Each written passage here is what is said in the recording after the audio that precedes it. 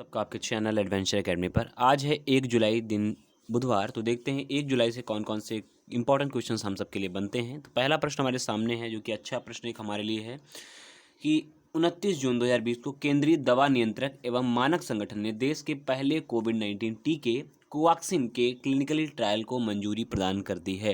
यानी कि एक ऐसा टीका विकसित किया जा रहा है जो कि क्लिनिकली क्या होगा, ट्रायल को उसको मंजूरी भी मिल गई है। अभी आपने देखा होगा कि बाबा रामदेव जी ने एक नई दवा विकसित की थी, उसको मान्यता नहीं दी गई। बाद में कल मुकर भी गए उस बात को लेकर के कि यह केवल इम्यूनिटी बढ़ाने को लेकर के ही दवा थी, ठीक है। लेकिन अब क्या है, ये कोवैक्सीन एक ऐसी दवा विकसित हुई है जो कि क्लिनिकली ट्रायल के लिए मंजूरी इसको मिल गई है। इसे ICMR यानी कि Indian council of medical research की प्रयोगशाला में नेशनल इंस्टीट्यूट ऑफ वायरोलॉजी यानी कि NIV पुणे और बायोटेक ने तैयार किया है। यानी कि आप याद रखिएगा कि ICMR की प्रयोगशाला में किसने किसने विकसित किया है, national institute of virology Pune और भारत बायोटेक ने इसको तैयार किया है, ठीक है। यानी कि दो लोगों ने मिलकर के इसको तैयार किया है। कहाँ? ICMR की प्रयोगशाला में। टीके के फेज 1 और फेज 2 ट्रायल की अनुमति प्रदान करी गई है। टोटल जो ट्रायल होंगे वो 3 चरणों में होंगे, यानी कि फेज 3 चरण में होंगे।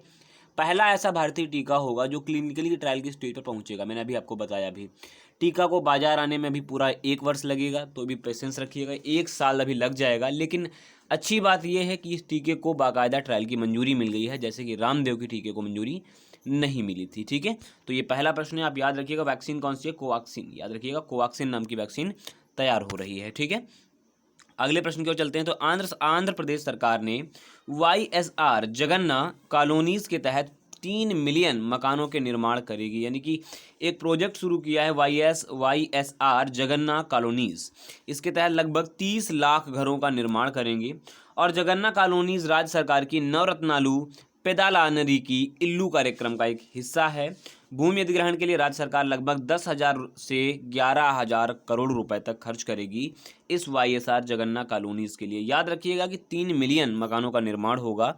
जो भी गरीब तबका आंध्र प्रदेश में है उसे बाकायदा घर मिल सके, इसके लिए YSR जगन्ना कॉलोनीज स्टार्ट की जाएंगी। YSR आपके वर्तमान में जगन मोहन रेड्डी वर्तमान में आप वहाँ पे CM है, ये भी हमें नहीं भूलना है, ठीक है। चलिए अगले प्रश्न की ओर चलते हैं। तो आत्मनिर्भर भारत अभियान के एक हिस्से के रूप में prime minister formalisation of micro food processing enterprises नाम की एक योजना यानी कि PMFME नाम की एक योजना शुरू करी गई है।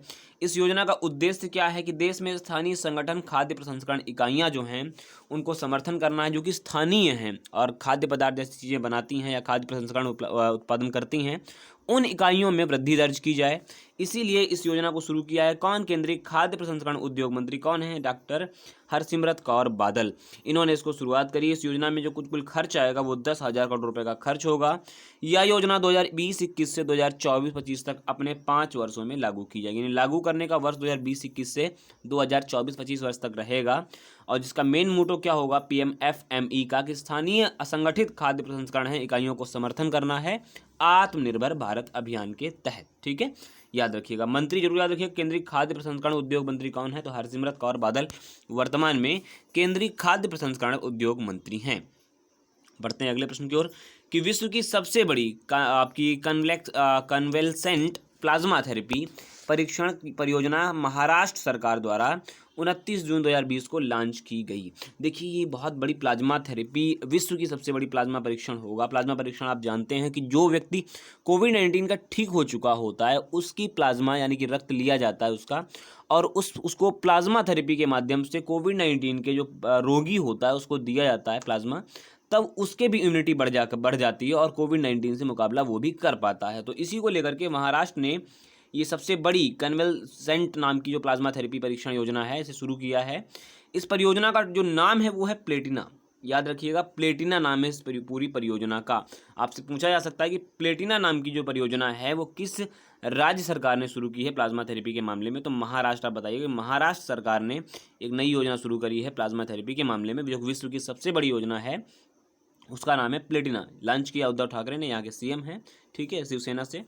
मुख्यमंत्री राहत कोष से इस परियोजना के लिए 16.85 करोड़ रुपए मिले हैं। यानी कि याद रखिएगा कि 16.85 करोड़ रुपए इस प्लेटिना नामक परियोजना के लिए मिले हैं, और ये विश्व की सबसे बड़ी प्लाज्मा थेरेपी योजना होगी, ठीक है। चलिए अगला देखते हैं। भारत सरकार द्वारा विश्व बैंक समूह ने तमिलनाडु में शहरी गरीबों को किफ़ायती आवास प्रदान करने के लिए एक समझौता किया है वर्ल्ड बैंक और भारत सरकार ने। कहाँ के लिए? तो तमिलनाडु के लिए। क्या है? 2 परियोजनाएं लागू की जाएंगी, उन्हीं के लिए पैसा मिला है।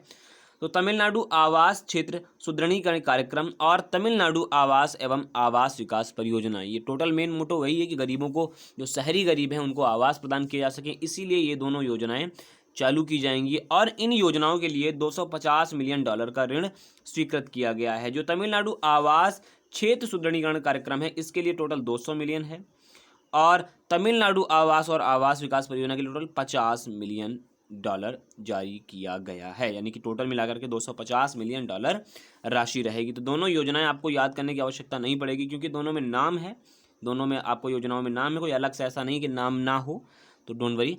तो विश्व बैंक का जो हेडक्वार्टर है वो कहाँ है? वाशिंगटन में, ठीक है, याद रखिएगा, वाशिंगटन में इसका हेडक्वार्टर है। चलिए अगले प्रश्न की ओर चलते हैं। भारत के राष्ट्रपति ने भारत के लिए अटॉर्नी जनरल वरिष्ठ अधिवक्ता के वेणुगोपाल फिर से नियुक्त किया है, यानी कि के वेणुगोपाल को फिर से भारत के अटॉर्नी जनरल पद पर नियुक्त किया गया है, क्योंकि इनका कार्यकाल 30 जून 2020 को यानी कि कल समाप्त हो रहा था, इसीलिए इनका कार्यकाल 1 वर्ष के लिए बढ़ गया है। राष्ट्रपति ही इनकी नियुक्ति करता है, राष्ट्रपति ही इनका कार्यकाल भी निर्धारण करता है और भारत के संविधान के अनुच्छेद 76 का फर्स्ट के तहत भारत के अटॉर्नी जनरल नियुक्त होते हैं। मैं बता दूं आपको, अटॉर्नी जनरल भारत सरकार का, कह सकता हूं, न्यायिक अधिवक्ता होता है, कानूनी दांवपेच रखने वाला भारत सरकार का व्यक्ति होता है, वही अटॉर्नी जनरल कहलाता है। तो के वेणुगोपाल वर्तमान में क्या हैं? हमारे अटॉर्नी जनरल हैं भारत के। और राष्ट्रपति नियुक्त करता है, मैंने फिर से बताया, कार्यकाल यही निर्धारित करता है। और अनुच्छेद संवैधानिक पद है एक, तो भारत के संविधान अनुच्छेद 76 के फर्स्ट के तहत भारत के अटॉर्नी जनरल को नियुक्ति मिलती है, ठीक है। अगला है कि भारत सरकार ने हाल ही में टिकटॉक, वीचैट और हेलो जैसे 59 चीनी एप्लीकेशन पर प्रतिबंध लगा दिया है। इस ऐप्स को देश की सुरक्षा के लिए खतरा बताया गया, इनके चलते ही इन पर प्रतिबंध लगाया गया है। सबसे ज़्यादा हो हल्ला हो रहा है टिकटॉक की वजह से, बाकी तो 58 एप्लीकेशन जैसे भूल ही गए हैं लोग, ठीक है। तो टिकटॉक और 58 चीनी अन्य एप्लीकेशन को प्रतिबंध लगा दिया गया है। क्यों लगा दिया गया है? क्योंकि इंटेलिजेंस के आधार पर माना गया कि ये जितने भी एप्लीकेशन 59 है, ये अपनी जानकारियाँ चाइना को बेच रहे हैं या विश्व स्तर पर अन्य लोगों को बेच रहे हैं। तो ये जानकारियाँ भारत सरकार की हैं और भारत में वर्तमान में टोटल अगर मैं बात करूं तो 30%, पूरी दुनिया का 30% लोग टिकटॉक को यूज करते हैं, यानी कि एक बड़ी संख्या है जो टिकटॉक को यूज करते हैं। लगभग करीब 40 करोड़ के आसपास वर्तमान में टिकटॉक परमानेंट यूज़र है, ठीक है। तो टिकटॉक सबसे बड़ा प्रमुख मुद्दा रहा इन एप्लीकेशन को बैन होने में। तो देश की सुरक्षा को खतरा ना आए, इसीलिए भारत सरकार ने इन एप्लीकेशन पर प्रतिबंध लगाया है। ये अब एप्लीकेशन पर या प्ले स्टोर जैसी व्यवस्थाओं पर अवेलेबल नहीं रहेंगे, ठीक है।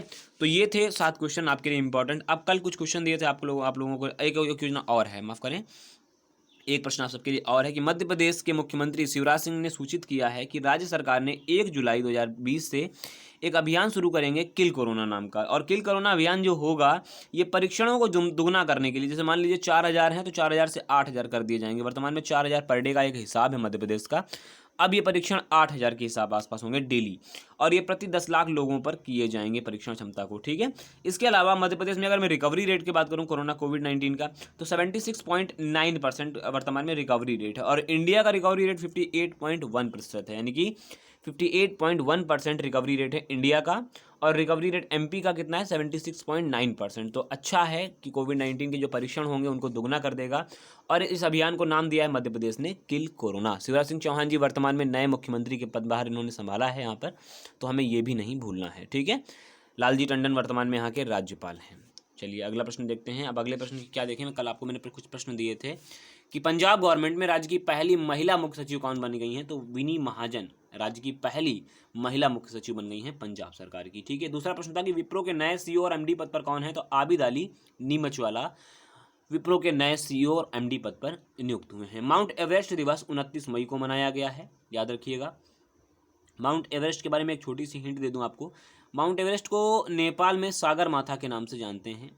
नेपाल में कोई भी माउंट एवरेस्ट को माउंट एवरेस्ट के नाम से नहीं कहता है, क्योंकि एक बड़ा पूजनीय पर्वत है वहाँ पर, और सागर माथा के नाम से जानते हैं। बेजान दारूवाला का संबंध ज्योतिष से था, ज्योतिषाचार्य थे ये, और बेजान दारूवाला जी का अभी हाल ही में निधन हो गया है। अब कुछ आज के प्रश्न कि मलावी के नए राष्ट्रपति कौन बने हैं, ये आप बताइएगा कि मलावी के नए राष्ट्रपति कौन बने हैं। दूसरा प्रश्न 51वें नए अमेरिकी राज्य के रूप में कौन सा राज्य अस्तित्व में आया है। ये सब सारे कल के ही क्वेश्चन हैं। आयरलैंड में नए प्रधानमंत्री कौन बने हैं। इसके अलावा नीति आयोग ने व्यवहार परिवर्तन के लिए कौन सा एक अभियान लॉन्च किया है। इसके अतिरिक्त अंतिम प्रश्न की सांख्यिकी दिवस कब मनाया गया है। ठीक है, पीसी महालनोबिस की जन्म दिवस की स्मृति में मनाया जाता है ये आपका सांख्यिकी दिवस, तो याद रखिएगा। ये टोटल 5 प्रश्नों के उत्तर आप कमेंट बॉक्स में दीजिएगा। आई होप आपको वीडियो पसंद आया होगा। वीडियो अगर अच्छा लगता है तो लाइक करें, शेयर करें, कमेंट करें और चैनल पर बने रहें। चैनल को सब्सक्राइब करना ना भूलें। नमस्कार।